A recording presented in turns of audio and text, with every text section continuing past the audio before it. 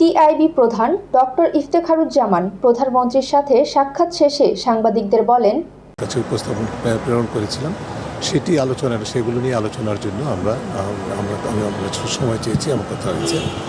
আর সম্পূর্ণ ইতিবাচকভাবেই তিনি আমাদের পরামর্শগুলো শুনেছেন এবং বলেছেন যে আমাদের সাথে প্রায় শতভাগ একমত এবং চেষ্টা করবেন সেগুলো বাস্তবায়নের জন্য সরকারের সাধ্যমতো অগ্রসর হওয়ার জন্য। এটি প্রথম।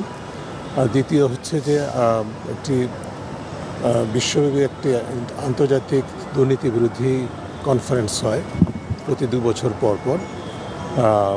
এবছর হচ্ছে ডমিনিকান রিপাবলিক, দক্ষিণ আমেরিকাতে।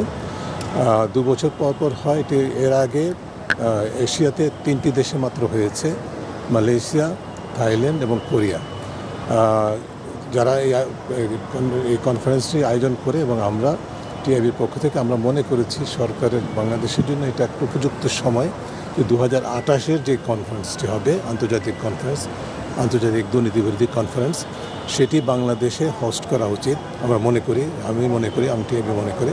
এবং এই প্রস্তাবটি নিয়ে আমি আজকে মাননীয় প্রধানমন্ত্রীর সাথে কথা বলেছি। তিনি এক বাক্যে আমার সাথে সম্মত হয়েছেন যে তিনি নীতিগতভাবে একমত এবং সরকার যদি মন্ত্রিপরিষদ যদি সম্মত হয় তাহলে সেটির সম্ভাবনা আছে যে বাংলাদেশ চেষ্টা করবে এই সম্মেলনটি বাংলাদেশে হোস্ট করার জন্য, যার মাধ্যমে দেশবাসীকে বর্তমান সরকার এবং আন্তর্জাতিক পরিমণ্ডলে বর্তমান সরকার এমন একটা বার্তা দিতে চায় যে সরকার দুর্নীতির বিরুদ্ধে অঙ্গীকারাবদ্ধ এবং সেই অঙ্গীকার বাস্তবায়নের প্রতিজ্ঞাবদ্ধ।